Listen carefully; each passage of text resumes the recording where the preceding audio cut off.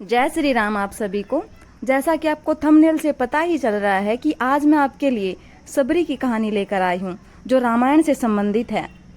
बात भगवान राम के जन्म से पहले की है, जब भील आदिवासी कबीले के मुखिया अज के घर में बेटी पैदा हुई थी और उस बेटी का नाम शर्मणा और दूसरा नाम सबरी रखा गया था। सबरी की माँ इंदुमती उसे खूब प्यार करती थी और सबरी को बचपन से ही पशु पक्षियों की भाषा समझ में आती थी। सबरी की माँ उसको देखकर कुछ नहीं समझ पाती थी कि ये सब क्या बोल रहे हैं, लेकिन सबरी सब कुछ समझ जाती थी। एक दिन सबरी की माँ जब उसके बाल बना रही थी तो उसने माँ से पूछा, इतने सारे जानवर हमारे घर क्यों लाए गए हैं? माँ ने कहा कि बेटी, तुम्हारा विवाह तय किया गया है, इसलिए हम लोगों ने इसका इंतजाम किया है। तुम्हारी शादी के दिन ही बलि प्रथा होगी और इन सब का स्वादिष्ट भोजन बनाकर परोसा जाएगा। काफी देर तक सबरी ने उन जानवरों को आजाद कराने के बारे में सोचा। सोचते सोचते सबरी के मन में हुआ कि अगर मैं यहाँ नहीं होंगी तो मेरी शादी भी नहीं होगी, और मेरी शादी नहीं होगी तो ये सारे जानवरों की बलि भी नहीं होगी, तो ये सारे मासूम जानवर बच जाएंगे। ये सब सोच रही थी सबरी। रात के समय वहाँ से भागने के लिए चल पड़ती है, लेकिन भागने से पहले वो सोचती है कि अगर मैं भागने से पहले इन सब जानवरों को खोल दूँ तो ये सब भी यहाँ से भाग जाएंगे और मुक्त हो जाएंगे। भागने से पहले सारे जानवरों को भी खोल देती है और खुद भी चली जाती है। वो भी जंगल की तरफ भागने लगी। भागते भागते भागते भागते वो ऋषिमुख पर्वत के ऊपर पहुंच गई। करीब 10,000 ऋषि वहां पर रहते थे। सबरी को लगा कि वो ऋषि मुनियों की सेवा करेगी और अपना पूरा जीवन ऐसे ही व्यतीत कर लेगी। वो चुपचाप उसी जंगल में रहते हुए रोजाना ऋषियों की झोपड़ी में झाड़ू पोछा करते, वहाँ पे लकड़ियाँ रखते, फूल बिछाते और वहाँ से चले जाते। ऋषि ये देखकर बहुत खुश होते कि भाई पता नहीं कौन है जो हमारा सारे काम करके जा रहा है। एक दिन सबरी को किसी ऋषि ने देख लिया और उसे पूछा कि वो कहाँ से आई है। जब सबरी ने ऋषियों को बताया कि वो भील आदिवासी परिवार से संबंध रखती है तो ऋषियों ने उसको खूब डांट लगाई। उसको डांट लगाकर वहां से भगा दिया। सबरी को बहुत रोना आया। उसे नहीं पता था कि जाति क्या होती है और वो किस जाति से संबंध रखती है। इतना सब होने के बाद सबरी हर ऋषि के मुनि के दरवाजे पर पहुंची, उनके आंगन में झाड़ू पोछा करने के लिए विनती करने लगी। अंत में वह मतंग ऋषि की कुटिया में पहुंची।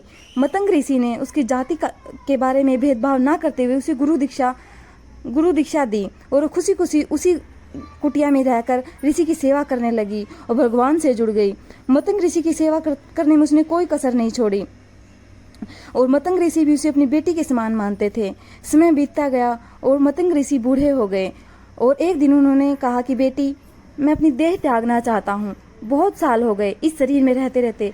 सबरी से दुखी मन से कहा। सबरी बोली कि हे ऋषि, मैं आपके सहारे तो इस जंगल में रह रही हूँ, अगर आप ही नहीं होंगे तो मैं क्या करूँगी, मैं भी देह त्याग देती हूँ। लेकिन मतंग ऋषि ने कहा, बेटी तुम चिंता मत करो, राम तुम्हारी चिंता करेंगे, सिर्फ तुम उन्हीं का ध्यान करो।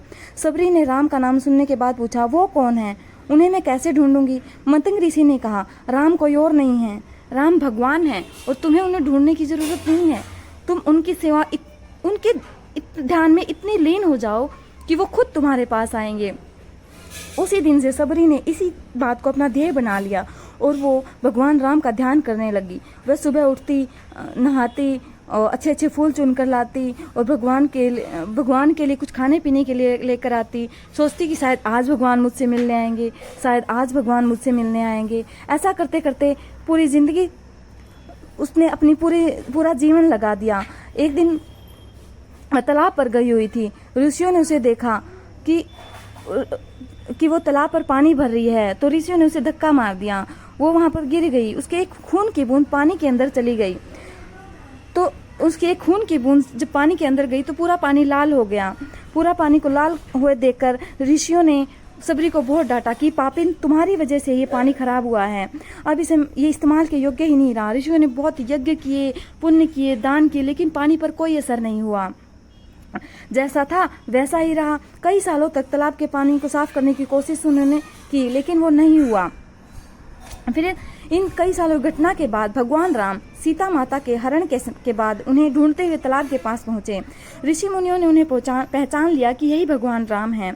भगवान राम के ऋषियों के कहने पर भगवान राम ने भी कोशिश की, लेकिन कुछ नहीं हो पाया। ऋषि मुनियों ने भगवान से भी कई अन्य जतन करवाए, लेकिन कोई फायदा नहीं हुआ।